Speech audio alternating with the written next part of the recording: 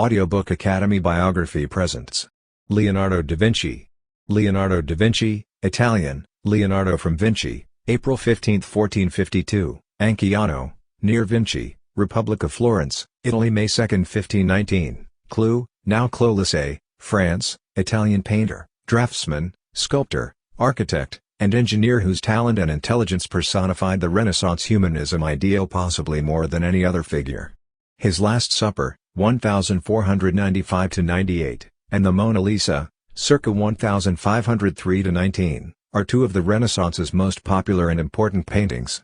Scientific investigation and mechanical innovation were centuries ahead of their time in his notes. Leonardo's unique fame, which has remained untarnished through the ages, is partly based on his insatiable need for knowledge, which dictated all of his thinking and behavior. As an artist by nature, he believed his eyes to be his primary source of knowledge. To Leonardo, sight was man's highest sense because it only imparted the realities of experience promptly, correctly, and with confidence. In this way, everything that was observed became an object of study, and saper vedere, understanding how to look, became the main focus of his research. He was a painter, sculptor, architect, and engineer, and he used his ingenuity in all of these fields. However, he went even further than that. He studied nature with a line of investigation that allowed both his artistic and scientific endeavors to grow, making use of his exceptional intelligence, remarkable powers of observation, and mastery of the art of drawing. Life and work. Early years. At the time of his birth, Leonardo's parents were unmarried. While Ser Piero was a Florentine notary and landlord, Caterina was an impoverished peasant who married an artisan not long after. As a legitimate son, Leonardo was raised on his father's family estate, where he was educated in reading, writing, and mathematics. Until much later in life, when he was able to master it on his own, Leonardo did not devote any substantial time to learning Latin, the primary language of classical education. He also waited until he was 30 years old to begin studying complex mathematics, such as geometry and arithmetic. Early on in his life, it's likely that Leonardo had a passion for drawing and painting. In his adolescent years, his father, a well-known Florence businessman, arranged for him to be apprenticed to the artist Andrea del Verrocchio. Leonardo's instruction at Verrocchio's renowned workshop covered both painting and sculpture, as well as the technical mechanical arts. Antonio Pollaiolo's next-door workshop employed him as well. It wasn't until 1481 that Leonardo was allowed to join the Florentine Painters Guild, after which he remained in his teacher's workshop for another 5 years. Leonardo's pen and pencil drawings from this period, containing many technical studies, such as pumps, military weaponry, and mechanical machinery, show that he had an interest in and knowledge of technical topics even at the beginning of his career. First Milanese period, 1482–99. A surprising move for a 30-year-old artist like Leonardo, who had just completed two major Florence commissions, the unfinished panel painting Adoration of the Magi for the Monastery of San Donato a Scope II and an unfinished altar painting for St. Bernard Chapel in the Palazzo della Signoria. In 1482, Leonardo relocated from his native Florence to Milan to work for the city's duke. Both initiatives were abandoned by him, which suggests that he had deeper motives for departing Florence. Leonardo may have found the Neoplatonism of Florence's Medici era to be too advanced for his experience-oriented intellect, and he was drawn to the scholarly milieu of Milan. Furthermore, he was probably drawn by the dazzling court of Duke Ludovico Sforza and the important enterprises that awaited him there. Until the fall of Ludovico's rule in 1499, Leonardo had spent the previous 17 years in Milan.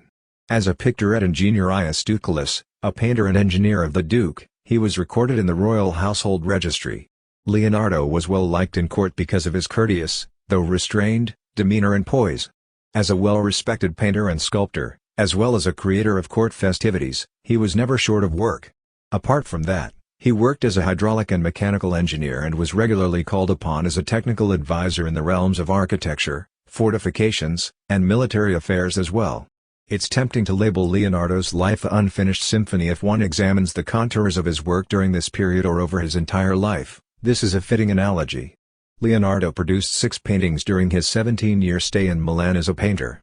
As far as contemporary sources are concerned, Leonardo was commissioned to make 3 further paintings, but they either disappeared or were never completed. After working on the Virgin of the Rocks for 10 years, Leonardo created a second version of the painting in about 1508 for unknown reasons. It is not clear why this legal conflict prompted him to make a second version of the picture.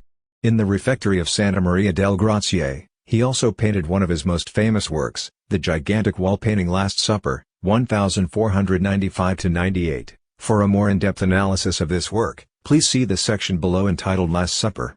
For his work in the Milan Castello Sforzesco Sala dell'Ossa, 1498, he is particularly notable.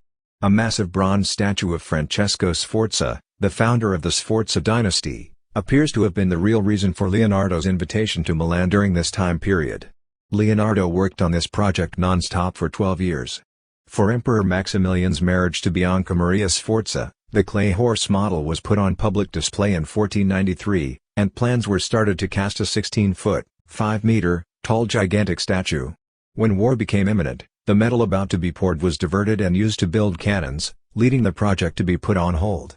It was Ludovico's death in 1499 that put an end to this grandiose project, arguably the most ambitious of its kind in the 15th century.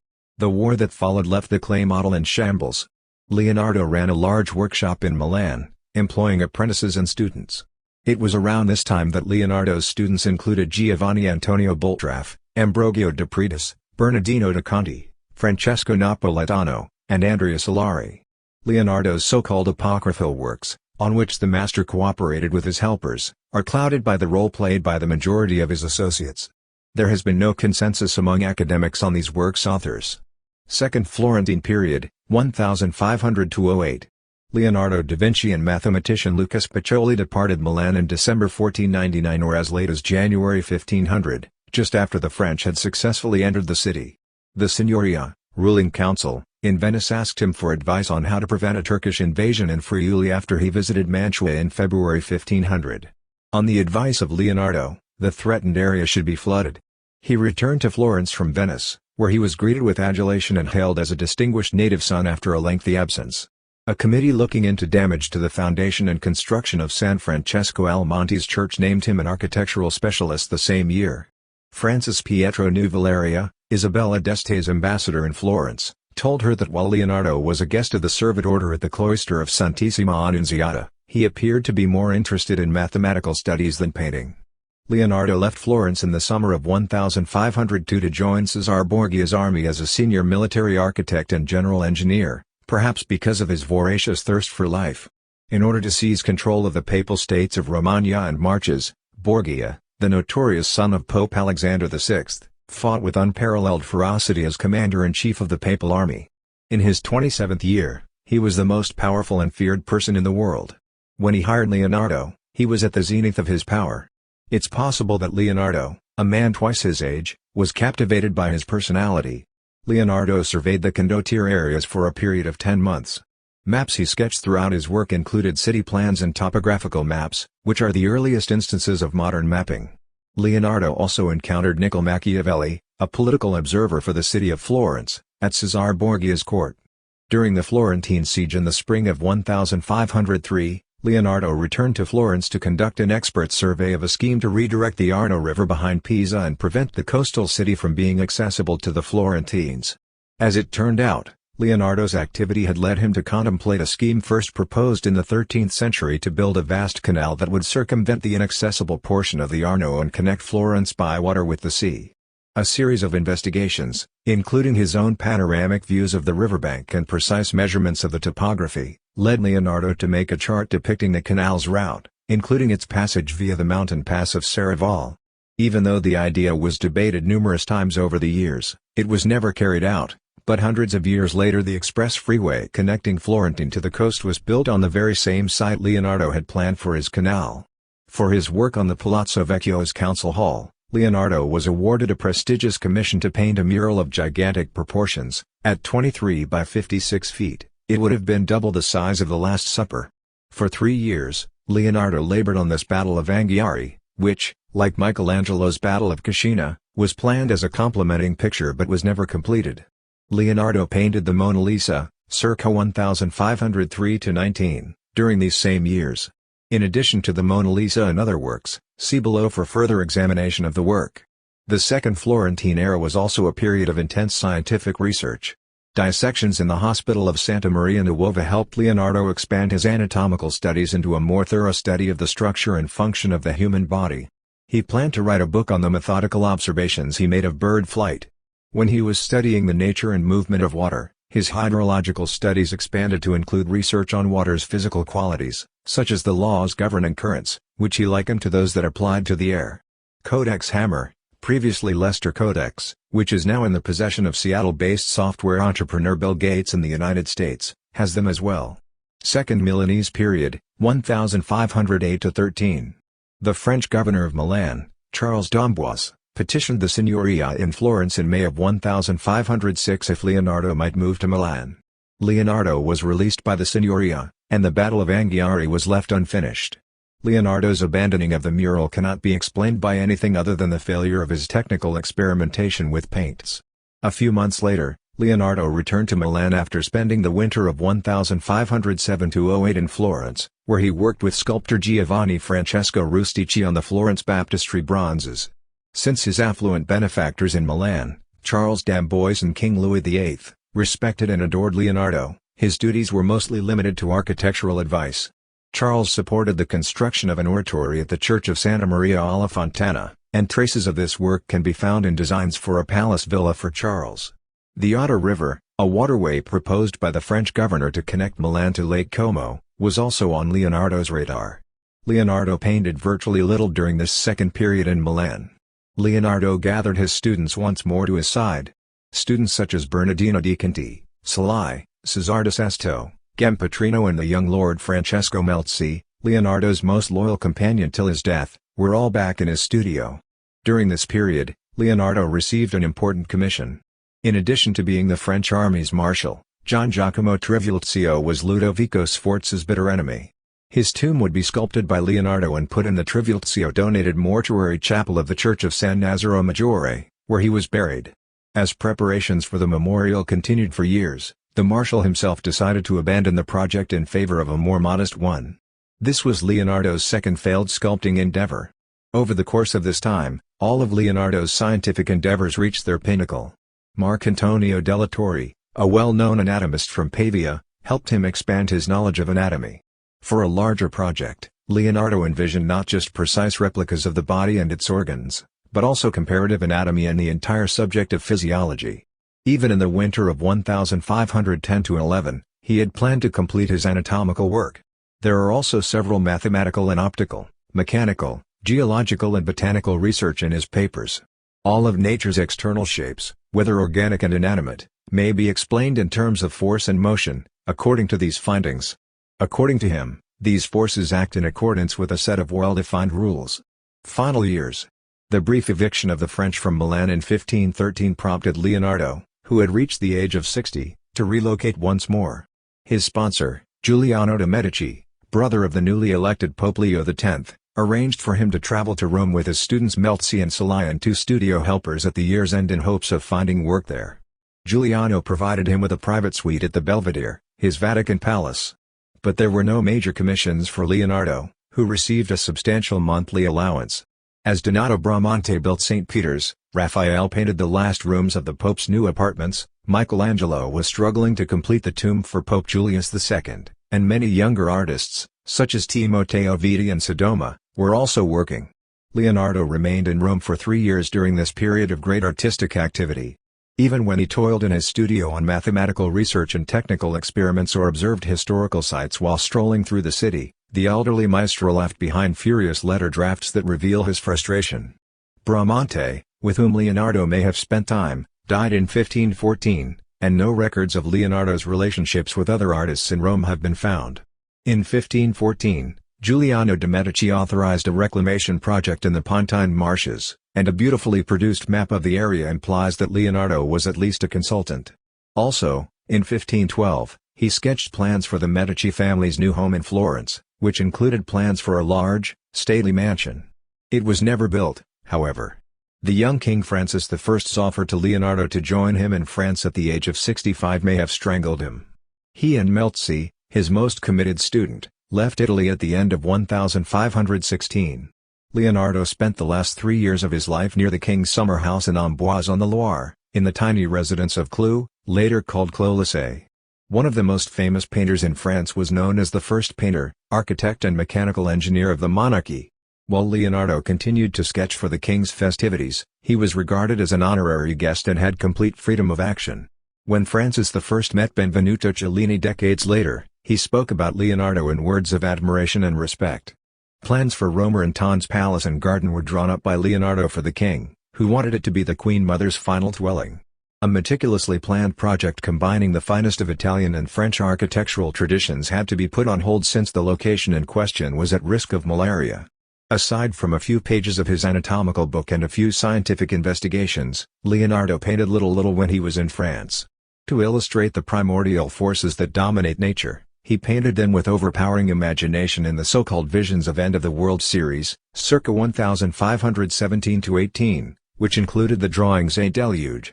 His remains were interred in the palace church of St. Florentine in Clou, where he died and was laid to rest. In the aftermath of the French Revolution, the church was destroyed and demolished, and his burial is no longer accessible. Melzi was the heir of Leonardo's creative and scientific fortune. Achievements: drawing and painting. Only 17 of Leonardo's paintings have been preserved, and several of those are incomplete. His total output as a painter was minuscule. Only copies of two of his most major works, The Battle of Anghiari and the Leda, have been found. Giorgio Vasari, in his foundational Lives of the Most Eminent Italian Architects, Painters, and Sculptors, 1550, second ed., 1568, designated him as the founder of the High Renaissance because of these few works. Leonardo's masterpieces of painting have stood the test of time, regardless of the changes of aesthetic theories in later ages. In addition to his mastery of technique and narrative, Leonardo was also praised for his ability to communicate an underlying feeling of emotion via his work. An angel Leonardo painted for Verrocchio's Baptism of Christ, circa 1472-75, showed the artist's remarkable talent, particularly his keen eye for detail and imaginative flair. Leonardo gave the angel a natural gait and a laid-back demeanor, and he gave it an enigmatic look that acknowledges its surroundings while remaining inwardly focused. When it came to expressing what he called nature experienced, Leonardo found a unique way to do it in his landscape section of the picture. He hazily replicated the backdrop outlines as if they were being seen through mist. This conventional form of painting was given a fresh, especially attractive and emotive tone in Leonardo's The Benoit Madonna, 1478-80, by showing the young Jesus reaching sweetly and tenderly for the blossom in Mary's hand. Leonardo's outstanding use of light and texture in his portrait of Ginevra de' Benci, circa 1474-78, revolutionized portraiture. He created a new way of relating closeness and distance in portraiture. It was Leonardo's mastery of gesture and facial expression that gave his Saint Jerome, unfinished, circa 1482, an unrivaled expression of transfigured grief as he depicted his emaciated physique in a somber light. Adoration of the Magi, Leonardo's first large-scale work incorporating several figures, is a prime example of this interplay between expert technique and expressive gesture, circa 1482. Despite the fact that it will never be finished, this picture provides a wealth of information about the master's delicate techniques. The scene's many elements are constructed from the ground up using paper-thin layers of paint applied in sfumato relief. Main treatment of the Virgin and Child and secondary treatment of the surrounding groups are clearly separated by a masterful sense of composition. The pyramid of Virgin Mary and Magi is separated from Ark of the Adoring Followers by this masterful sense of composition. Many levels of profound astonishment are depicted in the individual's bearing and expression, most clearly in the group of praying shepherds. This first version of Leonardo's Virgin of the Rocks, ca. 1483-86, is the best example of the artist's work in its purest form.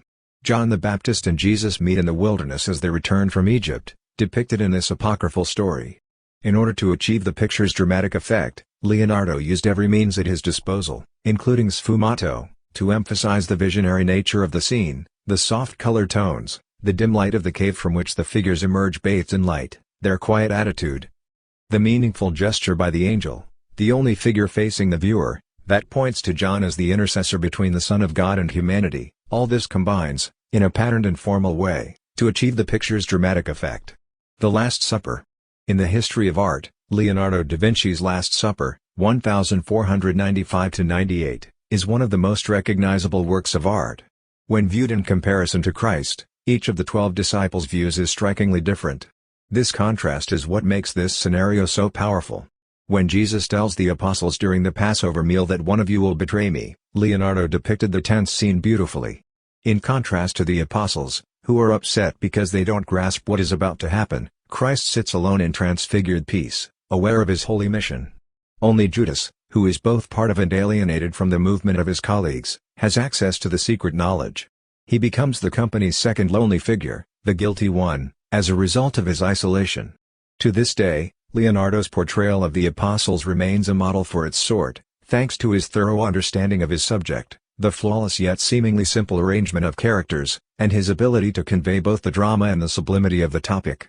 After Leonardo's composition was marveled at by painters like Rubens and Rembrandt, many others, including lesser artists, were inspired by the painting's story quality. Goethe's finest descriptive prose was also inspired by the work.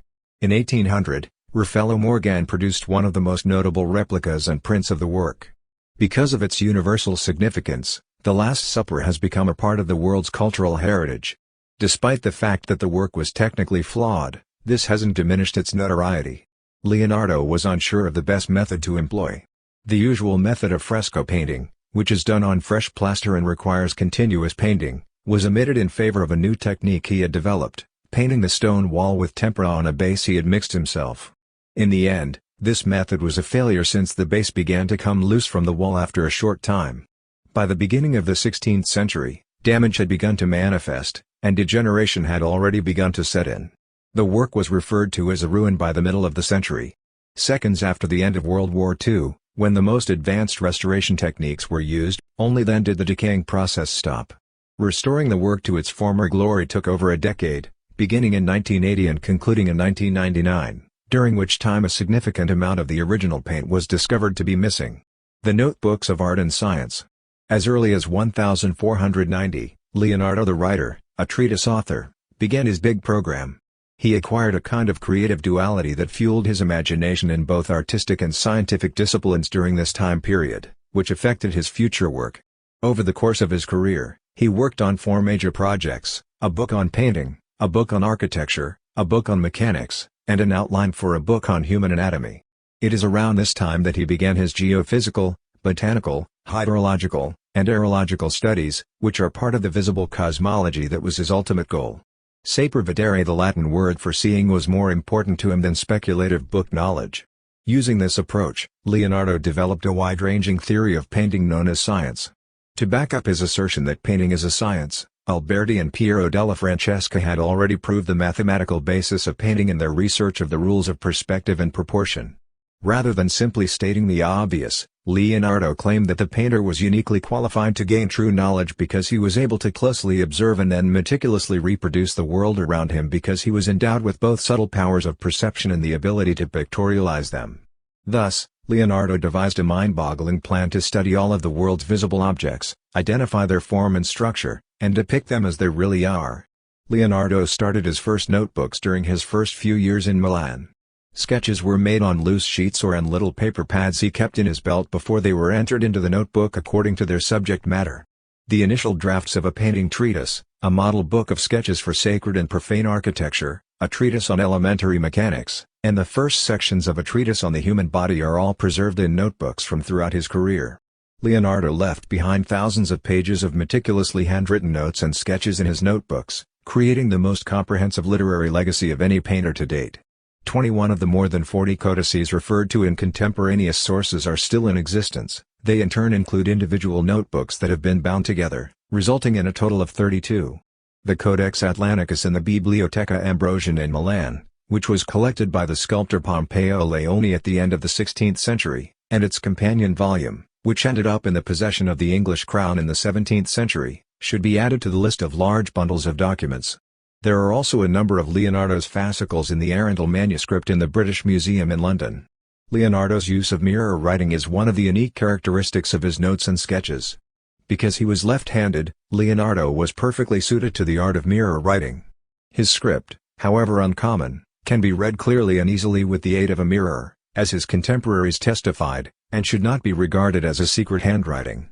To the contrary, Leonardo's employment of mirror writing throughout his notebooks, even in his meticulously handwritten copies, leads one to believe that, while writing to an imaginary audience, he never felt the need to utilize conventional handwriting to make himself more easily understood.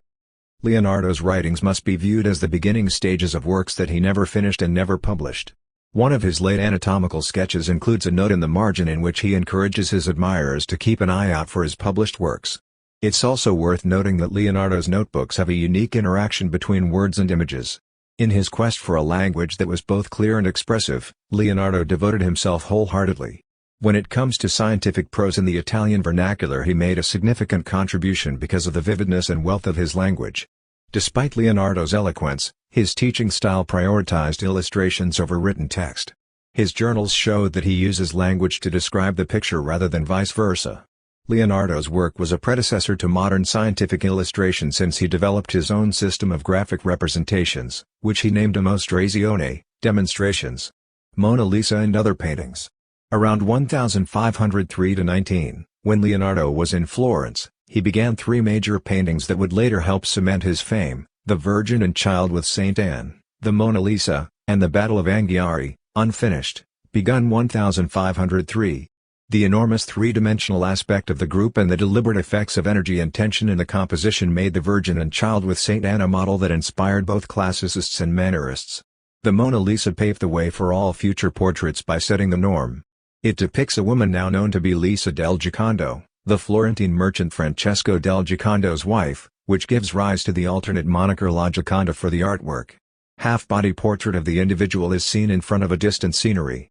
Because Leonardo used what appears to be a basic formula for portraiture, it has been included in the canon of paintings that have been studied and debated for hundreds of years. Foreground mountains and waterways are rippled by her hair and apparel in sfumato, echoing her own sensual lines in the landscape. A lasting testament to Leonardo's vision and brilliance, the painting's overall harmony, especially the small smile on the sitter's face, reflects his conception of the cosmic link between humans and nature. An unfinished painting was sketched by an impressionistic young Raphael, who used it as a model for his portrait of Maddalena Doni later on in his career, circa 1506. The unfinished Battle of Anghiari was another high point in Leonardo's skill of expression. There are several examples of Leonardo's preparatory sketches that have been saved, and they illustrate his vision of the science of painting and the rules of equilibrium he had studied in mechanics. The set of flags for which all the writers fought serves as the work's center of gravity. For a split second, the whirlwind of motorcyclists appears to have slowed to a standstill. Anatomy and physiology taught Leonardo how to accurately depict human and animal bodies, especially when they are agitated. He spent a lot of time studying and describing the expressions of animal and human rage, such as snarling and puffing of the lips. The twisted features of the rider and horse are strikingly similar in emotion on the painted canvas. As a result of the painting's extremely imaginative depictions, the event is removed from its historical context and elevated to a timeless world. To paraphrase Benvenuto Cellini, the school of the world was founded on the cartoon and reproductions depicting the battle's pivotal moments in time. From Rubens in the 17th century, who drew the most remarkable copy of Leonardo's now lost cartoon, to Delacroix in the 19th century, its composition has influenced numerous painters. When Salvator Mundi, circa 1500, savior of the world, was rediscovered, Leonardo is widely thought to have painted it during this time period. Because of its bad condition and questions about the artwork's authorship, the painting grabbed news in 2017 when it sold at auction for a record-breaking $450.3 million. Despite his death in 1519, Leonardo remained a household name and a prominent figure in the history of art. Other works. Leonardo painted virtually little after 1507, when he lived in Milan, Rome, and France. After a decade away from the Leda topic, he returned to it in Milan and likely completed a standing version of Leda in 1513. The work survives only through copies. The figura serpentinata, sinuous figure, which is a figure constructed up from numerous interwoven viewpoints, formed a model for this artwork. While Raphael, who sketched it, was affected by it, Mannerists like Jacopo da Pontormo were as well. A peculiar and cryptic sensuality pervades the sketches he made, which serve as early samples of his late style. It's possible that he started the painting of St. John the Baptist in Rome and finished it in France. Leonardo employed light and shade to create sculptural dimension and atmosphere. John comes from the darkness into light and seems to radiate light and goodness. Painting the saint's mysterious smile, however, he showed Christ's forerunner as a mystic oracle heralded by the visage of the saint's face. Leonardo's art seemed to actively seek for the implicit ambiguity in its subject matter. The Pointing Lady, circa 1516, and other complete drawings from this time period serve as further proof of his unwavering talent. Leonardo's art of expression reached its zenith in his 1517-18 series of graphic paintings titled Visions of the End of the World. At this point, Leonardo's ability to imagine, born of reason and fiction, reached its peak. To Leonardo, intangible forces in the universe are manifest in the things they cause to happen.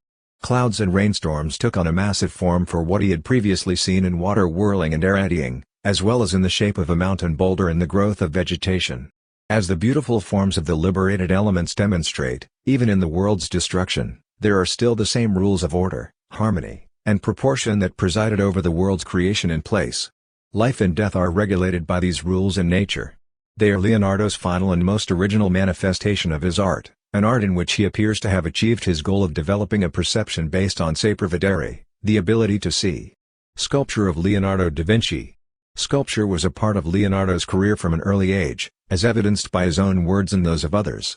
A wonderful sketch on the same theme that has been claimed to Leonardo implies a connection between a small group of generals' heads in marble and plaster created by Verrocchio's pupils and Leonardo. However, the poor quality of this collection of sculpture limits out an attribution to the artist. According to Vasari, Leonardo sculpted the heads of women and children in clay in his youth. Both of Leonardo's big sculptural efforts, the bronze equestrian statue for Francesco Sforza and the monument for Marshal Trivulzio, were never completed. Although there are other preparatory sketches of this work in existence, the most spectacular were discovered in 1965 when two Leonardo notebooks, the so-called Madrid Codices, were discovered in the Madrid National Library. These notebooks reflect not only the sublimity but also the almost unreal audacity of his conception in these notebooks. Both the text and the illustrations demonstrate Leonardo's extensive knowledge of bronze casting, but they also reflect the project's nearly utopian aspect. Despite his best efforts, he couldn't cast the horse in one piece due to the horse's enormous size. Leonardo, on the other hand, remained unsure of the answer to the problem until the conclusion. It's clear from the sketches for these monuments just how outstanding Leonardo's ideas were on sculpture. Prior to sketching the monuments, Leonardo appears to have studied a real horse's anatomy, movement, and proportions in great detail. He weighed the pros and cons of galloping versus trotting as two options for the horse's gait and ultimately opted for the latter in both commissions. Among Leonardo's most beautiful and significant works of art are these sketches, which are superior to Donatello's Gattamelata sculpture and Verrocchio's Colleoni statue in the way they depict horse and rider tension. As ideas, they had an enormous impact on the evolution of 16th-century equestrian statues.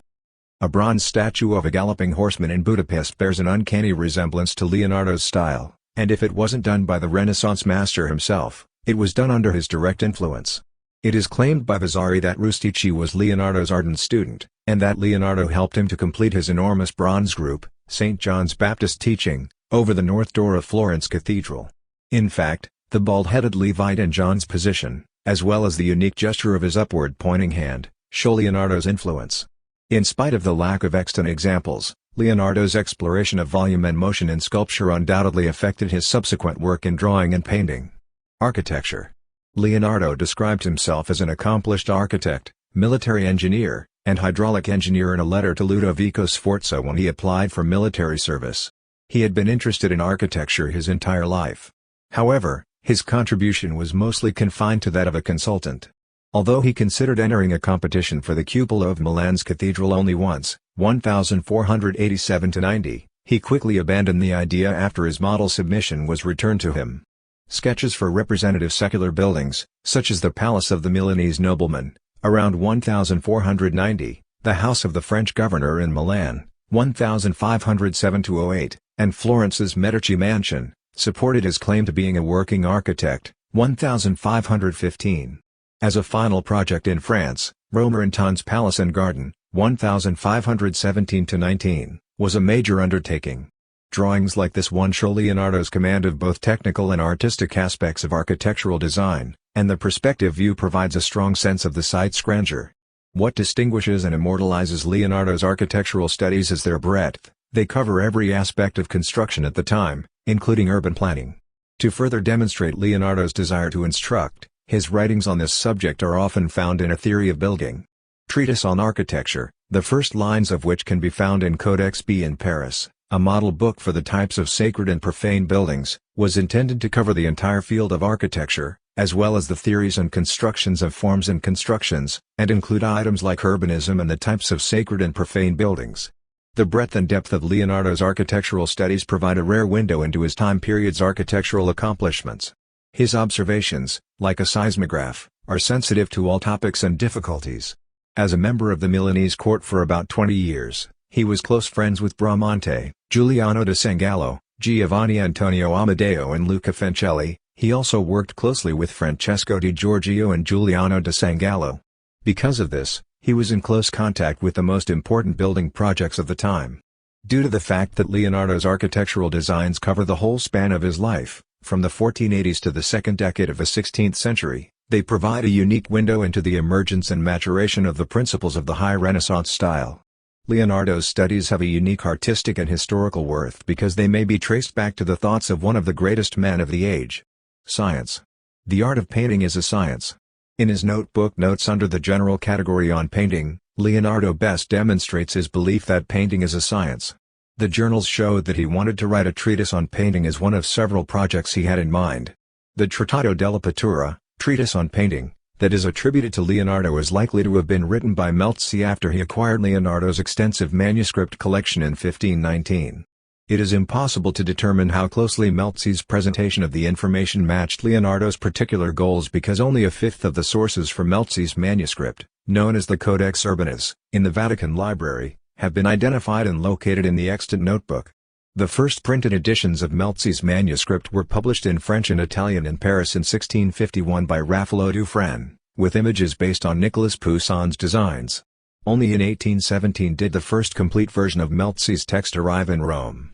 This work has been published in two major modern versions, one by Emil Ludwig and the other by A. Philip McMahon, both of which include a German translation, 1956, in two-volume, a facsimile of the Codex Urbanus with English translation. Extant notebook entries labeled on painting give a clue to what Leonardo was working on, despite the uncertainty surrounding Melzi's depiction of Leonardo's views. Leonardo intended to provide both theoretical and practical knowledge in his treatise, in this case, guidance for aspiring painters on how to build a successful career. His main goal in the dissertation was to establish that painting is a science, elevating it from mechanical arts to liberal ones. A fervent believer in sapere vedere, Leonardo defined painting as the one imitator of all the manifest works of nature. That's why he argued for painting to be treated as a scientific discipline. To make his case for painting's superiority over other art forms, Leonardo used a paragone, comparison, in his notebooks and diaries. Since the eye deludes itself less than any of the other senses, he claims, the direct observation required to create a picture possesses a true, scientific nature. He bases his argument on this assertion. According to him, painting delivers its findings as substance for the visual faculty, which gives instant satisfaction to human beings in no other way than the things produced by nature itself. Aside from that, Leonardo makes a distinction between painting and sculpture, arguing that sculpting's illusionistic challenge, working in two rather than three dimensions, requires a better grasp of mathematical and optical principles than painting's illusionistic challenge, working in three dimensions. Furthermore, Leonardo highlights the mathematical underpinning of painting in his definition of it as a scientific discipline. It's clear from his diaries and journals that he views painting as a combination of all 10 of the eye's optical capabilities, which include darkness, light, body and color, shape and position, distance and closeness, motion and repose. Through thorough discourses on perspective, he explains perspectival systems based on geometry, proportion, and light and shade modulation. Aerial view, conventional perspective, and multiple vanishing points are all sorts of perspective he discusses in detail. In addition to the conventional systems, he investigates the concepts of wide-angle vision, lateral recession, and atmospheric perspective, which is blurring of clarity and gradual lightening of tone to create the illusion of deep spatial recession. He does this through words and geometric and analytical drawings. This includes instructions on how to paint optical effects like light, shadow, distance and atmosphere, how to depict human anatomy like proportion and facial emotions, and how to paint optical effects like light, shadow, distance, atmosphere and smoke and water. Anatomical studies and drawings of Leonardo da Vinci. In his interest in anatomical research, Leonardo shows an interest in art at the time that was widely held. Alberti's work Della Pittura, 1435, on painting, instructed painters to build the human figure as it exists in nature, supported by the bones and musculature, before covering it in skin. Leonardo's anatomical curiosity may have been kindled during his apprenticeship at Verrocchio's workshop, either because of his master's interest or because of Verrocchio's neighbor Pollaolo, who was known for his interest in the workings of the human body. Exactly when Leonardo began dissecting animals has never been confirmed, however, he may have started doing so some years after relocating to Milan, which at the time was a hub for medical research. By the 1490s, his study of anatomy, which he began as part of his training as an artist, had developed into a separate field of study. To understand how nature had created the human body's figura strumentale dell'uomo, man's instrumental figure, Leonardo delved into the human anatomy with his keen eye. From Milan to Rome and Pavia, he practiced his skills on the dissection table while working with physician-anatomist Marcantonio della Torre for the next 2 decades. Leonardo himself estimated that he dissected 30 bodies during the course of his life. Aside from the skeleton and muscles, Leonardo's early anatomical studies were focused on the human body's physiology. He began by studying the body as a whole and then delved into the role each individual part plays in mechanical activity. Finally, he turned his attention to the interior organs, particularly the brain, heart, and lungs, which he viewed as the motors of the senses and life itself. In the famous anatomical drawings, he documented his conclusions from his investigations, which are considered to be among the most significant contributions made by Renaissance scientists worldwide. Using sections in perspective, muscle reproduction as strings, dotted lines to indicate hidden areas, and a hatching scheme, he depicted body components in transparent layers that allowed for an insight into the organ's workings. As Leonardo proudly stated, these drawings were superior to descriptive words in their ability to combine a multitude of individual experiences at the dissecting table, making the facts instantaneously and precisely visible. Modern scientific illustration can be traced back to Leonardo's anatomical investigations, which have endured for centuries. However, Leonardo's medical investigations remained hidden during his lifetime. When it came to anatomy, he didn't consider himself an expert, and he didn't teach or publish his results. Leonardo did publish some of his discoveries on human proportion, despite the fact that he kept his anatomical investigations private. Luca Pacioli, a mathematician with whom Leonardo collaborated, studied the proportional theories of Roman architect Vitruvius' work De Architectura, written in the 1st century BCE. Leonardo established that the ideal proportions of the human figure correspond to the forms of the circle and the square by applying the laws of geometry to the human body. Using the so-called Vitruvian man as an example, Leonardo showed that although standing with his feet on the ground and his arms stretched out, a man could be contained within the 4 lines that form a square. He could also be inscribed within a circle when in a spread eagle position. Leonardo viewed his anatomical drawings and Vitruvian man as a cosmografia del minor mondo, cosmography of the microcosm, which he referred to as a big pictorial map of the human body. When it came to understanding how the cosmos works, he saw the human body as a microcosm. This body of Earth is akin to what Leonardo described as the lesser world in his writings. Man has been dubbed by the ancients a lesser world. And truly the designation is aptly applied. A human skeleton, he said, is like rocks, supports of the earth, and respiration, with its expansion and contraction, is like the ebb and flow of ocean waves. Mechanics and Cosmology. The study of mechanics, which Leonardo was well versed in as an architect and engineer, represented nature's workings, according to Leonardo's views.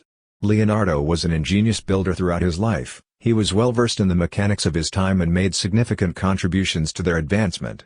The 2 journals he kept in Madrid, one in the 1490s and the other between 1503 and 1505, deal substantially with his theory of mechanics. Rather than describing specific machines or tools, they use display models to demonstrate the fundamental mechanical principles and functions used in the construction of equipment. Stylization, patterns and diagrams, as in Leonardo's anatomical drawings, offer a detailed demonstration of the object under consideration. Starting in Milan, Leonardo was also quite active in the military engineering field. However, there are no conclusive instances of his work to be found. When Piombino's walls were restored in 1504, he was undoubtedly sent by the Florentine ruling council and stood by the Lord's side, offering comprehensive plans on how to improve upon the system, according to the Madrid notes. His hydraulic engineering studies for large-scale canal projects in the Arno and Lombardy regions demonstrate his expertise. When it came to mechanical equipment like screw threads, gears, hydraulic jacks, swiveling devices, and transmission gears, Leonardo preferred to illustrate his ideas with drawings rather of writing.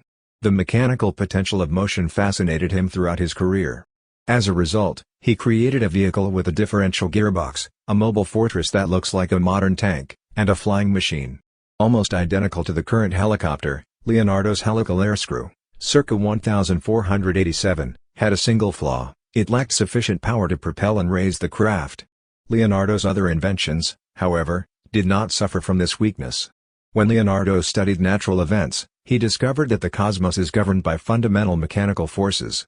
During his studies on bird flight, he developed his youthful idea of the feasibility for man to fly and led to extensive research into the element of air. During his studies on water, the veteral della natura, conveyor of nature, he was as interested in the physical properties of water as he was with its laws and currents. During his studies on the laws of growth of plants and trees, as well as Leonardo found a distinct style of representation in his drawings based on his many experiments, particularly in his study of whirlpools. To create both an analytical and synthetic vision, he was able to separate a phenomenon into its constituent elements, such as the ripples in the pond or the swirls in the whirlpool. As an artist and a scientist, humanistic learning was on the increase as the 15th century came to an end, while scholastic ideas were in decline. The intellectual circle around Leonardo, on the other hand, was responsible for the development of a third, more modern style of cognition. In his opinion, the artist, as a visual recorder of what he saw and experienced, played a vital role. As artists were often compared to God's creative process, Leonardo reversed the analogy. He claimed that the science of painting could approximate the mysteries of creation because it allowed the painter to transform his mind into a copy of God's divine mind, since it operates freely in creating many kinds of animals, plants, fruits and landscapes and ruins and awe-inspiring places. After developing an appreciation for nature's mysteries, Leonardo set out on a journey to discover what it had to offer. In spite of his utopian vision of communicating this information in encyclopedic form, the results of his research were among the first great accomplishments of the future era's thought, since they were based on the principle of experience to an unparalleled degree. Finally, despite his efforts to learn languages, natural science, mathematics, philosophy, and history, Leonardo remained an empiricist of visual observation, as evidenced by his extensive library. Because of this discovery, plus his own talent, he came up with a unique theory of knowing that combines art and science. The question of how much he finished or didn't finish becomes moot in light of his overall achievements. In the end, it all comes down to his intellectual energy, which permeates every one of his works and is still a source of fascination for academics today. Debate over his sexuality, religion, and even if he was a vegetarian has spilled into the intimate sphere of his life, confirming and reflecting what has long been obvious: Leonardo's influence shows no signs of waning, regardless of the subject matter. Thank you for listening in Audiobook Academy. Don't forget to subscribe and smash that like button for more content like this. See you in next video.